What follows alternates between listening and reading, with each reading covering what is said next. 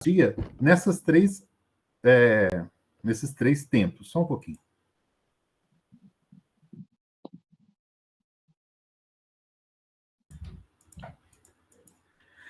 Eu dividiria a sociologia nesses três momentos, sabe? Quando vocês pensarem em sociologia, lerem um texto, assistirem um vídeo, assistirem um filme, a um filme, de repente, que você possa falar assim, nossa, será que tem algo de sociologia nesse filme? Ou ouvir uma música, será que tem algo de sociologia nessa música?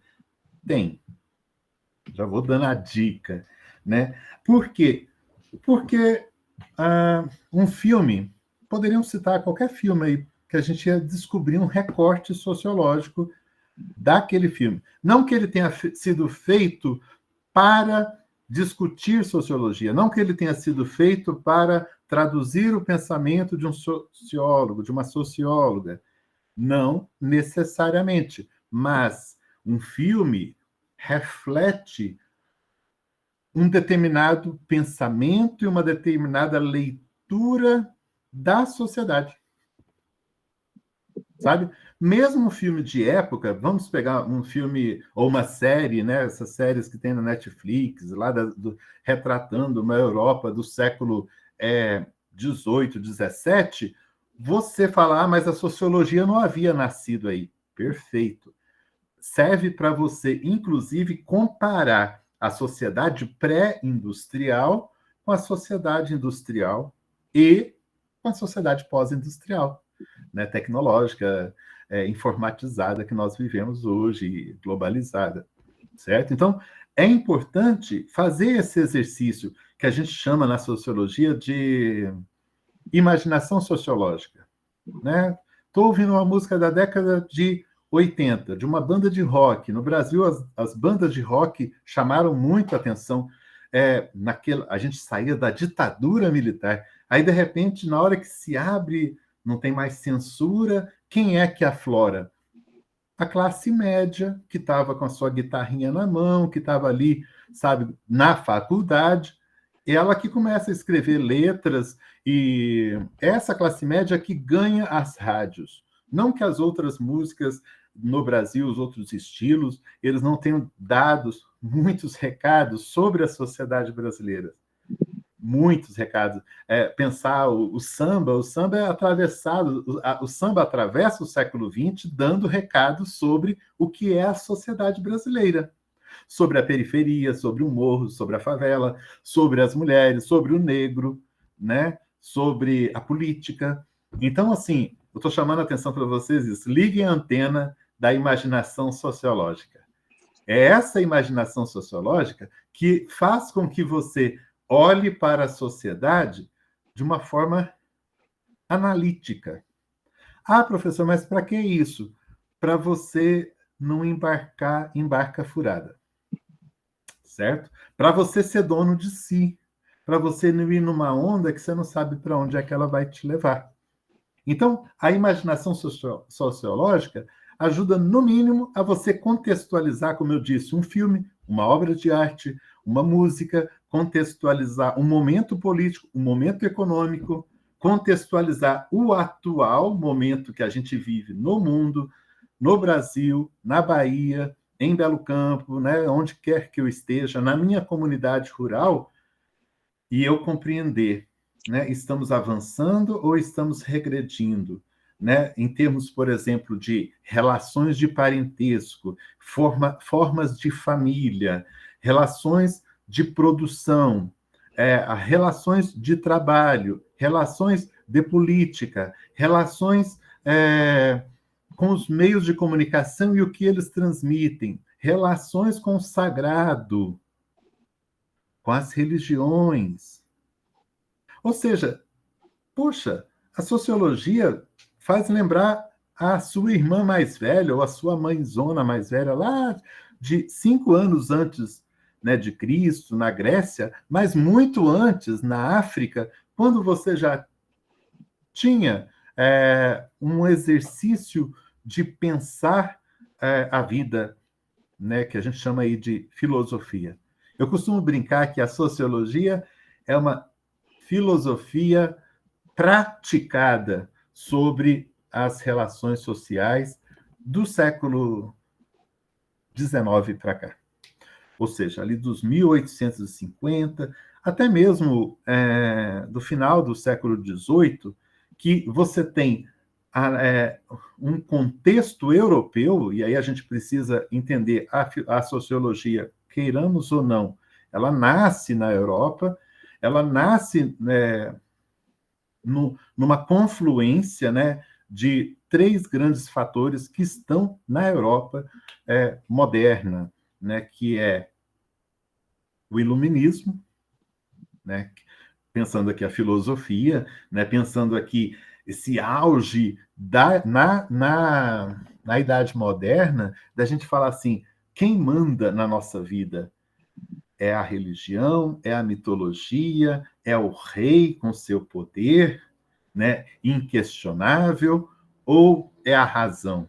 Então, nessa briga que atravessa a Idade Moderna e que acaba vencendo a razão do iluminismo, a razão da ciência, né? Essa briga, ela traz o iluminismo como um jogar de luzes, né? Um jogar de luzes sobre a realidade. Então, o iluminismo ainda não é a sociologia, mas não tem como pensarmos a sociologia sem pensar que um capítulo antes, né, quem estava, através da filosofia, provocando os diversos pensadores, filósofos não só da França, provocando uma reflexão sobre a realidade humana, era a filosofia.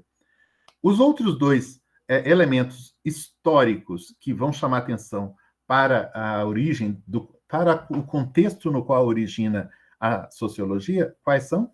Alguém pode me dizer? Eu falei de um contexto filosófico, o iluminismo, né? Isso aí é uma questão de Enem, você pensar a relação entre sociologia e o iluminismo, e quais são os dois fatores econômicos e políticos. Olha, eu estou dando a senha aí para vocês, já estou dando o spoiler, né, para quem quiser testar aí, né, responder. Quais são os dois grandes fatores históricos, acontecimentos históricos, que abalaram a Europa? Eu não vou falar humanidade, porque é injusto falar humanidade. A humanidade não existia ainda nessa compreensão do que a gente tem hoje. Ela já existia, mas ela não era lida para além da Europa. Então, vamos falar, abalaram a Europa. Quais foram esses dois grandes acontecimentos? Essa é a típica pergunta de Enem para você falar assim, essa pergunta eu sabia responder. Porque é a pergunta que atravessa todo o ensino médio, né, que é entender que na Idade Moderna você tem dois grandes acontecimentos que estão ligados também ao capitalismo, então que é a Revolução Industrial e a Revolução Francesa. A Revolução Industrial, como principal consequência, o que ela faz surgir? As cidades. Né? Porque a gente sai do feudalismo, a gente sai daquela condição vassala, daquela condição de dependência com o senhor, e você tem agora a emergência das cidades. Você tem agora a emergência de uma nova classe social. Agora só vou continuar a aula se alguém me falar qual é essa nova classe social que surge ali no final do século XVIII, né, e que ganha e passa a ser dona, né, de tudo, né, da coisa toda, para dizer agora somos nós que mandamos. Não é mais a nobreza. Quem é? Pode usar o chat. A pergunta é essa, né? Quem é essa classe social que surge junto com a Revolução Industrial? Prim, prim, prim, prim, prim. Bora, vocês sabem. Pode falar. Se não for, a gente fala que está quase perto. Isso. Obrigado, Yara. Parabéns. É a burguesia. Então, a burguesia ainda ela é uma elite econômica. Obrigado por quem falou. Deixa eu ver aqui quem foi que falou elite, né? Samarinha. É isso, Samarinha. Ela é uma elite econômica. Ela ainda não é uma elite política. Porque a gente está numa fase de transição. Estou falando do século XVIII.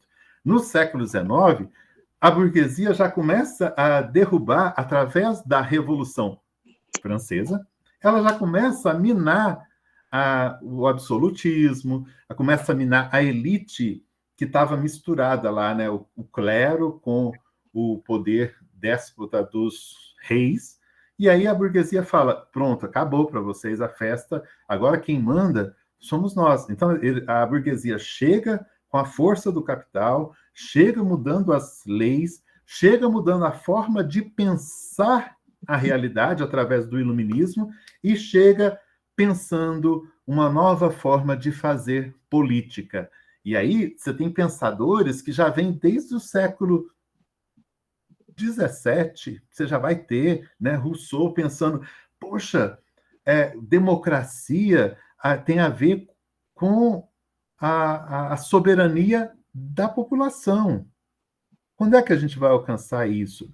Né? Então, olha, essas mudanças, as mudanças na sociedade, elas não acontecem, ou ao menos até o século XX, vamos dizer isso bem dito, elas não acontecem num tapa, da noite para o dia. Alguém amanheceu, eu já chega de absolutismo, agora nós somos democratas, agora nós... Não, são processos de revolução, de transformação. Então, resumindo essa primeira parte da aula, a sociologia surge na segunda metade do século XIX, ela tem como 3 principais contextos: o capitalismo, através da grande transformação, que é a industrialização, que é a origem das cidades, né, que é a revolução, simbolizados pela Revolução Industrial, lá no século XVIII, né, mas a Revolução Industrial lá no século XVIII.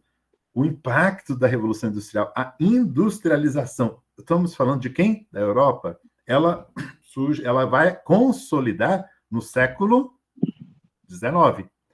E o Brasil, professor, vocês lembram que o processo de industrialização... O Brasil era o que no século XIX, gente?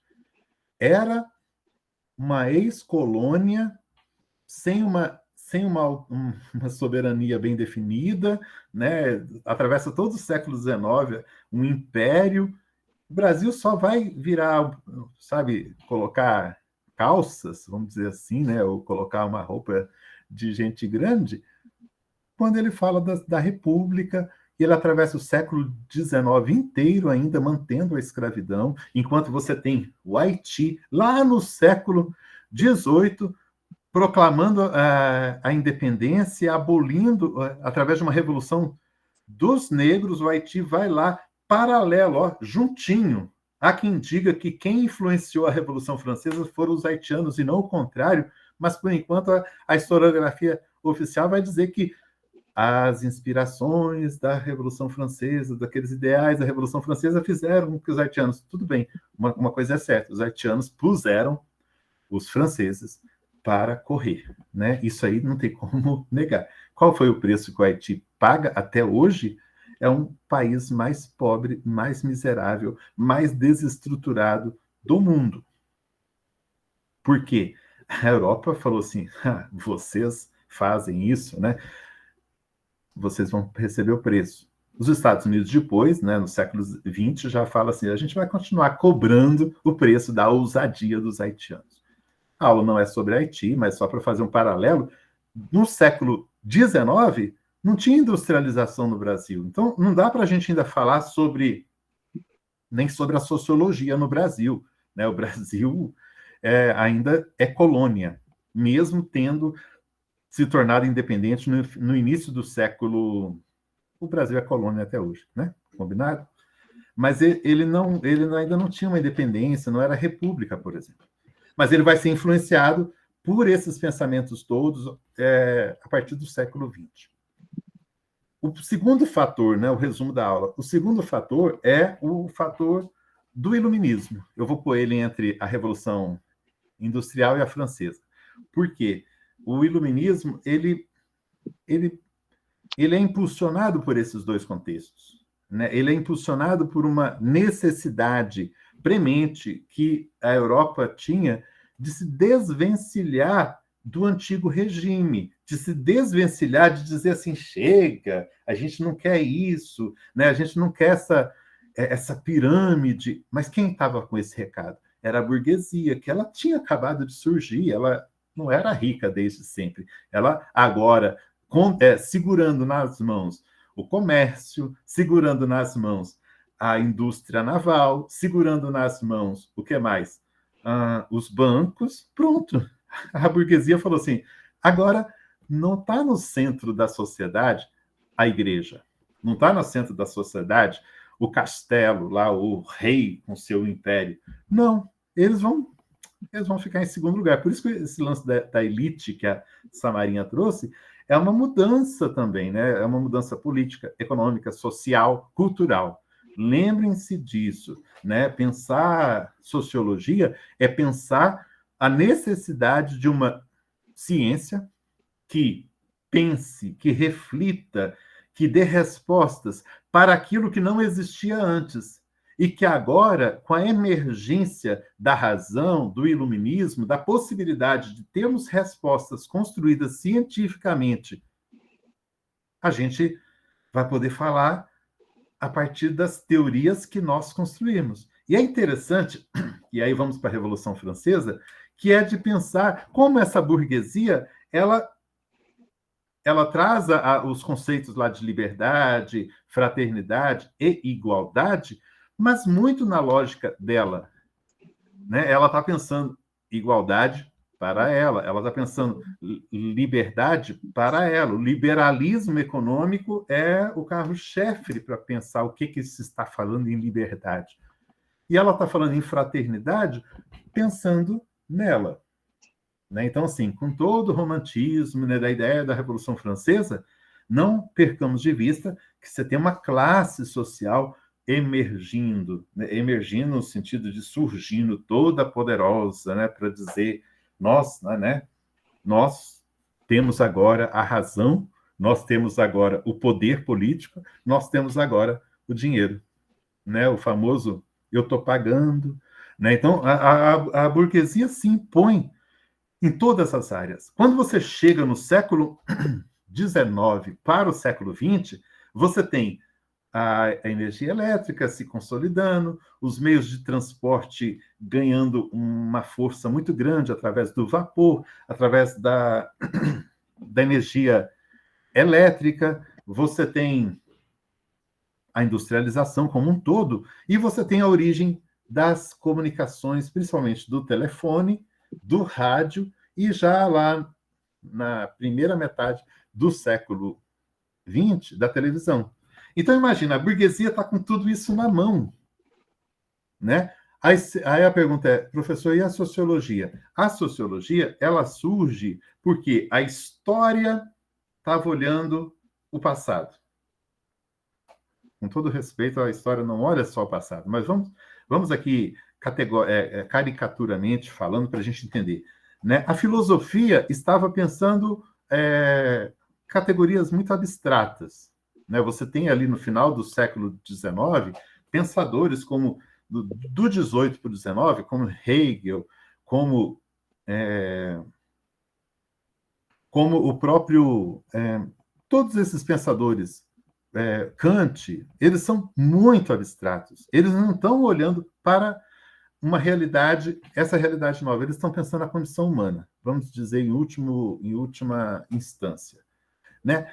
Tem um pensador que eu falo que ele é a ponte entre a história, a filosofia e a sociologia, que ele vem dizer, né?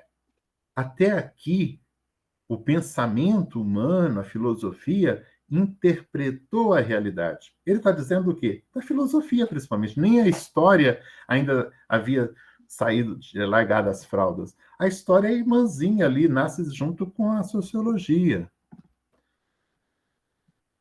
Karl Marx, ele fala, agora que a gente já interpretou, a gente precisa transformar essa realidade. E aí ele está olhando a partir do prisma dentro da Revolução Francesa, dentro da Revolução Francesa e da Revolução Industrial, ele está olhando a partir da ótica dos trabalhadores, dos assalariados, daqueles que ele vai dizer que produzem a riqueza, mas não a